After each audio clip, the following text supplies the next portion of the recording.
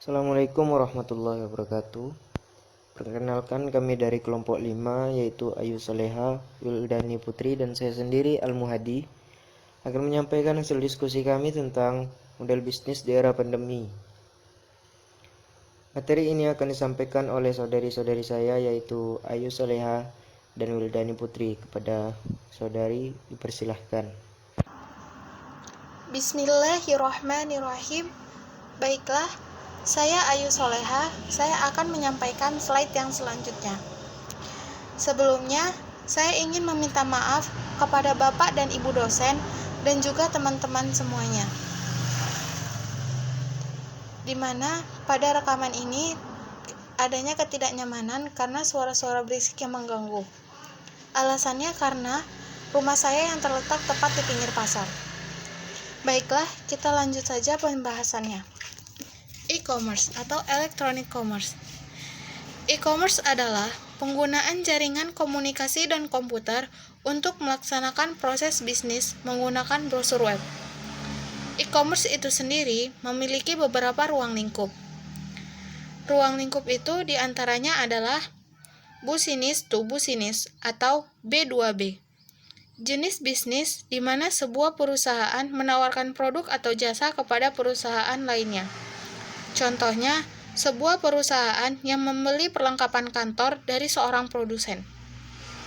Yang kedua, business to consumer atau B2C. Dalam jenis commerce ini, sebuah perusahaan menjual produk atau jasa kepada konsumen. Namun, pada umumnya, pelanggan dalam commerce ini hanya mengecer. Contohnya, membeli sesuatu dari toko online.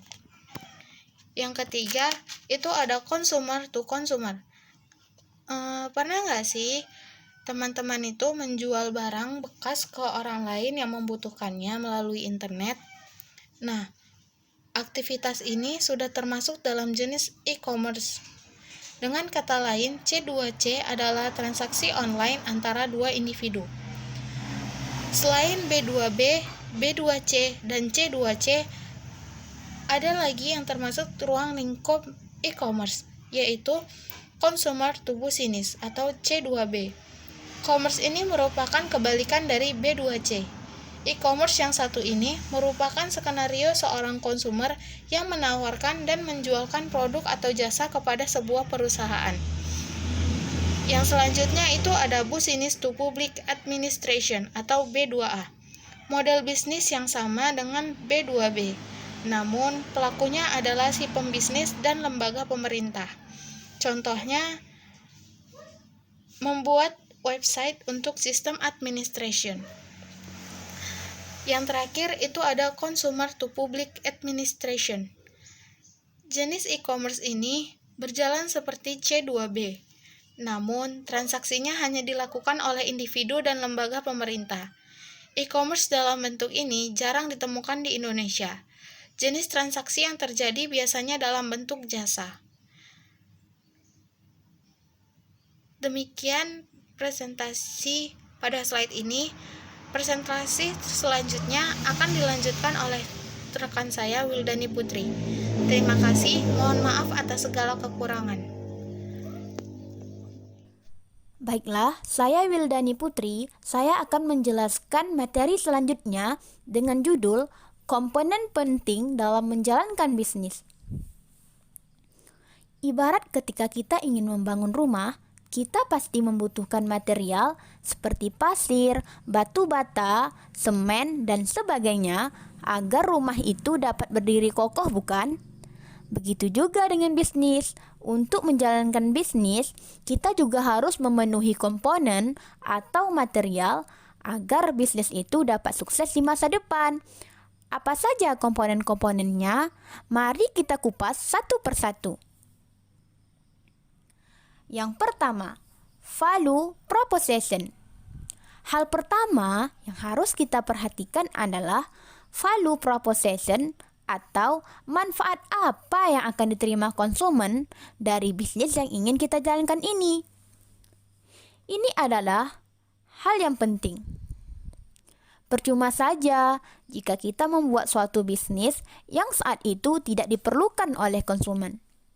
Jika tidak ada inovasi terbaru, maka akhir dari bisnis ini pasti bisa ditebak, yakni kegagalan.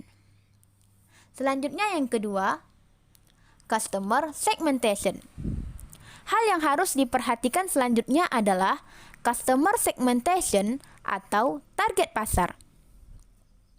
Kita harus bisa menentukan siapa target penjualan kita, di mana lokasi bisnis kita, dan bagaimana harga produk atau jasa kita ini dapat bersaing dengan bisnis lain agar dilirik konsumen. Dengan melakukan customer segmentation, suatu bisnis itu dapat menentukan taktik atau strategi dan memungkinkan suatu perusahaan untuk lebih fokus mengalokasikan serta mengarahkan sumber dayanya secara tepat sasaran, efektif, dan efisien. Yang ketiga, channel atau media. Kini yang menjadi media terbaik di era pandemi ini tentu saja media sosial. Adapun manfaat media sosial dalam bisnis antara lain. Yang pertama, memudahkan mencari tahu apa yang diinginkan konsumen. Yang kedua, memperluas pasar. Karena di media sosial ini tidak ada batasannya. Melalui iklan di media sosial, kita bisa menjelajahi pasar hingga di ruang lingkup internasional. Yang ketiga, bisa mendapatkan feedback langsung dari pelanggan. Dengan media sosial, konsumen bisa langsung memasukkan respon, saran, kritik, dan pertanyaan konsumen di kolom komentar mengenai produk atau jasa yang kita tawarkan. Yang keempat, membagikan informasi lebih cepat dengan media sosial.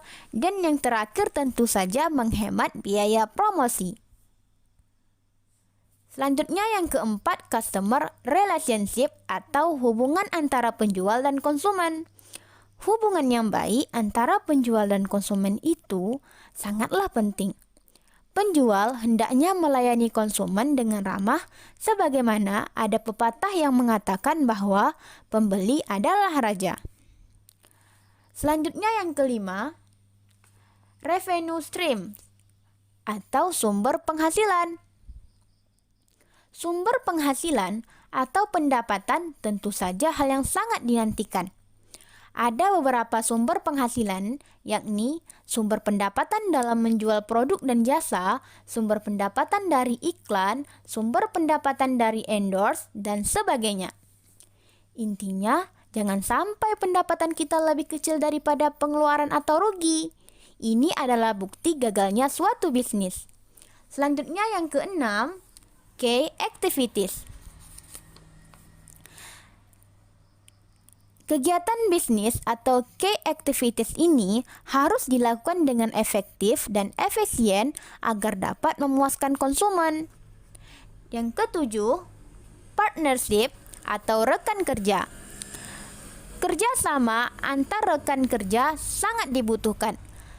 Seorang wirausahawan harus mempunyai jiwa pemimpin dan rasa tanggung jawab untuk mengatur dan menjalankan bisnis. Selanjutnya yang terakhir, cost structure atau pengeluaran. Cost structure atau pengeluaran adalah rincian biaya-biaya yang dikeluarkan perusahaan untuk menjalankan key activities atau kegiatan bisnis. Pendapatan dan pengeluaran ini sangat ketergantungan. Kembali lagi ke sumber pendapatan tadi. Kebalikannya, pengeluaran harus lebih kecil daripada pendapatan. Inilah hal-hal yang penting, hal-hal yang harus diperhatikan dalam menjalankan bisnis. Selanjutnya, educational media service atau layanan media pendidikan. Ini adalah contoh bisnis yang kami rancang di era pandemi ini.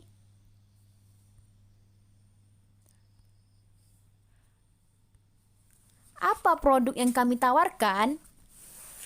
Produk yang kami tawarkan yakni berupa jasa di bidang pembuatan dokumen, PowerPoint, Excel, invoice pembayaran, edit foto, dan lain sebagainya.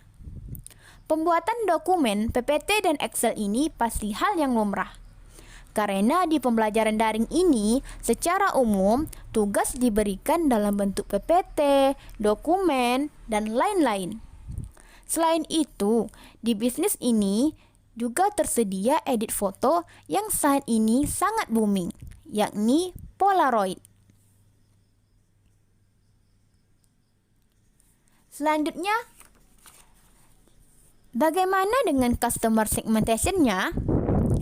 Target pasarnya bisa ditebak, yakni para aktivis pendidikan, yakni siswa di berbagai tingkat, SD, SMP, SMA, mahasiswa, bahkan guru. Selanjutnya, bagaimana dengan media promosinya? Nah, ini dia keunggulan dari e-commerce.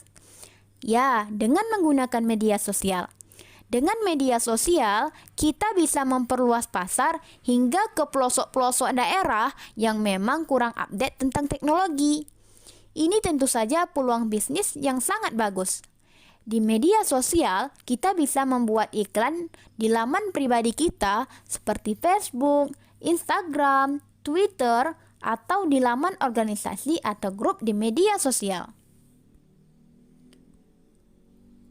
Selanjutnya, bagaimana dengan pembayarannya? Ini sangatlah mudah. Pembayarannya dapat dilakukan via transfer atau bahkan menggunakan kuota dan pulsa. Harganya akan ditentukan seberapa banyak lembar atau berapa slide PPT dan seberapa sulit materi yang diberikan. Setelah dokumen atau PPT itu siap, produk ini dapat di-share melalui email, nomor WA, atau Google Drive konsumen. Baiklah, inilah contoh bisnis yang kami rancang di era pandemi ini.